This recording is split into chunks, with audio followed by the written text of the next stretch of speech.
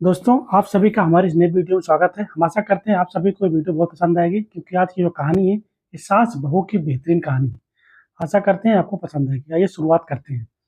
बहू कहाँ मर गई? अंदर से आवाज आई। जिंदा हूँ माँ जी। तो फिर मेरी चाय क्यों नहीं आई?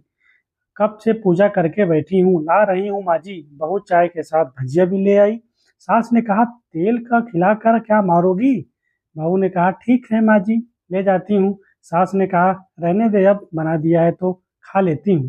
सास ने भजिया उठाई और कहा, कितनी गंदी भजिया बनाई है तुमने। बहू, माँ जी मुझे कपड़े धोने हैं, मैं जाती हूँ। बहू दरवाजे के पास छिपकर खड़ी हो गई। सास भजिया पर टूट पड़ी और पूरी भजिया खत्म कर दी। बहू मुस्कुराई और काम पर लग गई। दोपहर के खाने का वक्त हुआ। सास ने फिर आवाज लगाई, कुछ खाने को मिलेगा? बहू ने आवाज नहीं दी। सास फिर चिल्लाई, भूखे मारोगी क्या? बहू आई, सामने खिचड़ी रख दी। सास गुस्से से, ये क्या है? मुझे इसे नहीं खाना, ले जाओ। बहू ने कहा, आपको डॉक्टर ने दिन में खिचड़ी खाने को कहा है, खाना तो पड़ेगा ही। सास मुंह बनाते हुए, हाँ तो मेरी माँ बन जा। बहू फिर मुस्कुराई और चली गई। आज उनके घर पर पूजा थी। बहू सुबह 4 बजे से उठ गई। पहले स्नान किया, फिर फूल लाई, माला बनाई, रसोई साफ की, पकवान और भोज बनाया। सुबह के 10 बज गए। अब सास भी उठ चुकी थी। बहू अब पंडित जी के साथ भगवान के वस्त्र तैयार कर रही थी।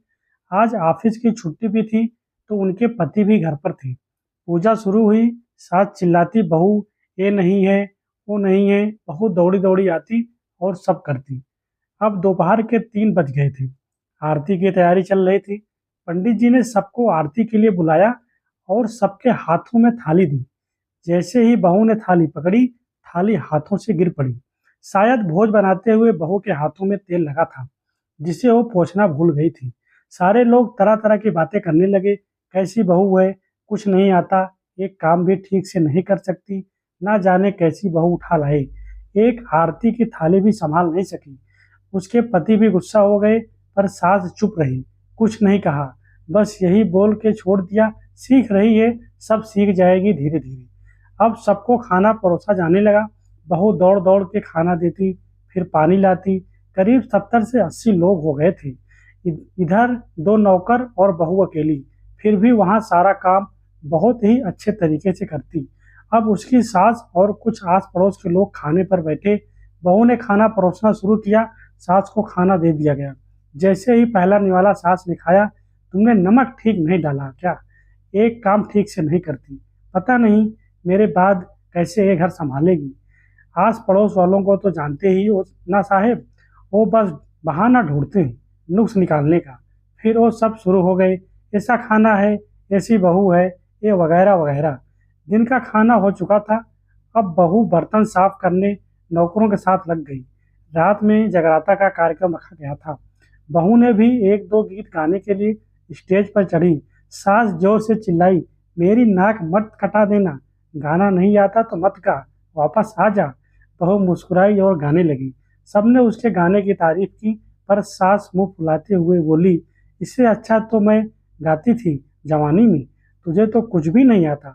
बहू मुस्कुराई और चली गई। अब रात का खाना खिलाया जा रहा था। उसके पति के ऑफिस के दोस्त साइड में ही ड्रिंक करने लगे। उसका पति चिल्लाता, थोड़ा बर्फ लाओ, तो सास चिल्लाती, यहाँ दाल नहीं है। फिर चिल्लाता, कोल्ड ड्रिंक नहीं है, पापड़ ले आओ। इधर उधर। आखिरी में उसके पति की शराब गिर पड़ी उसके एक दोस्त पर और बोतल टूट गई।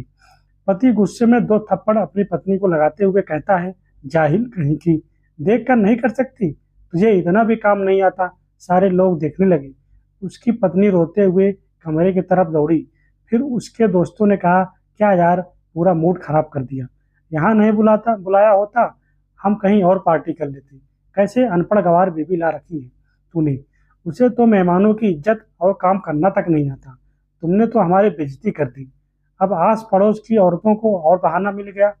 वो कहने लगी, देखो क्या कर दिया तुम्हारी बहू ने, कोई काम की नहीं है।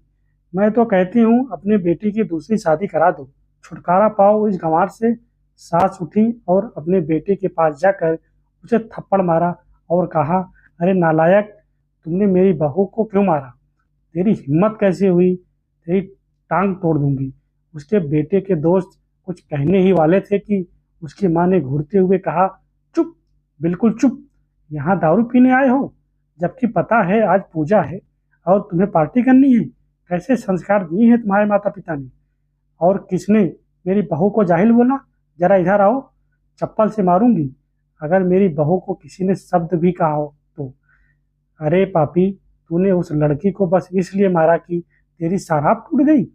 पापी, वो बच्ची सुबह 4 बजे से उठी है, घर का सारा काम कर रही है, ना सुबह से नाश्ता किया, ना दिन का खाना खाया, फिर भी हंसते हुए, सबकी बातें सुनते हुए, ताने सुनते हुए घर के काम में लगी रही। तेरे यार दोस्तों को वो अच्छी नहीं लगी? जूते से मारूंगी तेरे दोस्तों को जो कभी उन्होंने ऐसा कहा। उसके यार दोस्त चुपके से खिसक दिए। अब सास बहू के कमरे में गई और बहू का हाथ पकड़कर बाहर लाई। सबके सामने कहने लगी, किसने कहा था अपनी बहू को घर से निकाल के दूसरी बहू ले आना? जरा सामने आओ।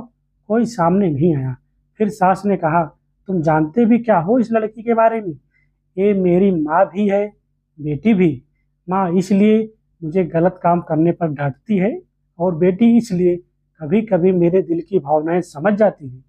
मेरी दिन रात सेवा करती है, मेरे हजार ताने सुनती है, पर एक शब्द भी गलत नहीं कहती, ना सामने न पीठ पीछे। और तुम कहते हो दूसरी बहू ले आऊं? याद है ना छुटकी की दादी, अपनी बहू की करतूत? सास ने गुस्से से पड़ोस की महिला को कहा, अभी पिछले हफ्ते ही तुम्हें मियाँ बीबी भूखे छोड़ घूमने चले गए थे।